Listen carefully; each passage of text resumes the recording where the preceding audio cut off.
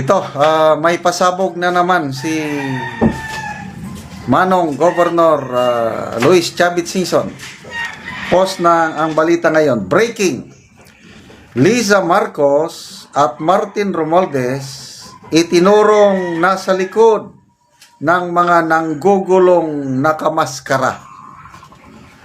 Ibinulgar ni dating Ilocos Sur Governor Luis Chavit Singson na ang kaguluhan sa anti-corruption rally nitong linggo kung saan ilang nakamaskarang individual ang lumapit sa kanyang food truck, nagtanggal ng maskara, humingi ng paumanhin at umamin na sila'y binayaran lang. Nagtanggal sila ng maskara at sabi, pasensya na kayo, binayaran lang po kami. Nang tanungin kung sino ang nagbayad, idinawit umano ng grupo ang unang ginang Liza Marcos at dating Speaker Martin Romualdez. Ito ang kanya, si Martin Romualdez and the First Lady, sabi nila.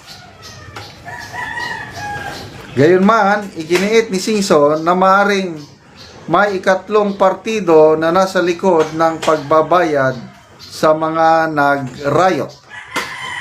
Matatandaang halos mapayapa ang protesta pero nauwi sa gulo nang magsimula ang mga nakamaskarang rioters na maghagis ng bato, bote at molotov. May ilan ding nanira ng pader, bakal at salamin at sumalakay pa sa lobby ng isang budget inn. Mahigit 100 katao ang naaresto ayon sa mga otoridad. Wala pang pahayag ang kampo ni Liza at Romualdez hinggil sa paratang ng mga nakamaskara. Okay. So, yun po ang pahayag ni... So, anong lumalabas nito? Yung delivery van, pag may-ari ni Chavit Singson? Yan o. Ang lumapit sa kanyang food truck. Kasi may sinunog eh. Humingi ng pa. Anyway, talagang magulo yung nangyaring ganun. Magsunog ka pa naman. Anong klaseng realista? Dapat, yung protesta is anti-corruption. So, kung nilalabanan mo ang maling gawain, corruption, tapos magsunog ka, magbato ka ng molotov, wala na yun. Hindi sila karapat-dapat na mga realista. At ako, personal opinion ko lang ito, talagang bayad yung mga tao na yon. Kung sinong nagbayad, hindi ko na alam. So, bahala si Governor Chavit Singson na patunayan kung totoo ngang Liza Marcos or Martin Romualdez. So, inamin din ni Governor Chavit Singson na posibleng may third party, parang panggulo lang ba? So, ganyan na po. Magulo na ang ating bansa na dapat sana kung ang leader lang natin malakas, yung parang digong ba? May salitang kinakatakutan. Paano ang leader natin? Sasabihin niya na, paano tayo nagkaganito? Kaya, ito pa. Meron pang akusasyon din ni Congressman Barzaga, Kiko Barzaga, kasi lumalabas na may namatay. May isang namatay, confirmed ng DOH. Meron ding mga kumakalat na mga post na sobra pa sa isa namatay. At akusasyon ni Kiko Barzaga na parang tinatabunan, ginagamit ni SILG Junbic Remulla Media para i-cover up yung mga namatay na nagprotesta. At hinamon ni Congressman Barsaga si SILG na ilabas ang katotohanan, ay kung hindi,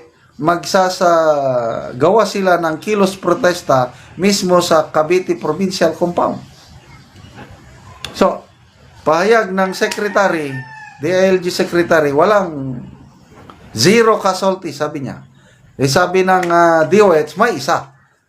So yun, konformado sa isa, nakita ko talaga yung video na nakahandusay sa kalsada. Wala nang buhay. So baka yun na yung kinumpirma ng DOH na dead on arrival. So 48 others ang dinala sa isang hospital, government hospital, na nasugatan. Sabi naman ni General De Leon sa kanyang post na 84 policemen ang nasaktan. I think 15 ang nadala sa hospital for injuries. Ano pa? So, grabe. I did not expect na darating tayo sa puntong ito na magkakagulo. Napakaganda ang simula ng unity team nung una. Bayan babangon muli. Kailang nasayang after 3 years dahil sa ito na, magpinsan. Sabi ng Pangulo, wala akong kinalaman dyan. Sabi ng pinsan niya, wala rin akong kinalaman dyan. Ito, nabasa ko lang post pinost ito ni Doc Robrances na nagpayag si Speaker Romualdez na wala siyang kinalaman sa construction business. Talagang pinangalanan na niya si Saldico at saka Surigao del Sur Congressman Romeo Momo na silang nag-insert sa budget. So hindi niya daw nabantayan, hindi niya namalayan na nandun ang insertion. Ang ginawa lang niya is pinirman niya ang bill, GAB, General Appropriations Bill, at dinala sa Pangulo. Ang pinsan naman niya, nireview lang ng kaunti, bineto ang 29 billion, inaprubahan ang 421 billion na budget insertion.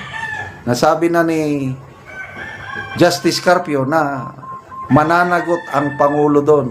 Parehas na silang naghuhugas kamay.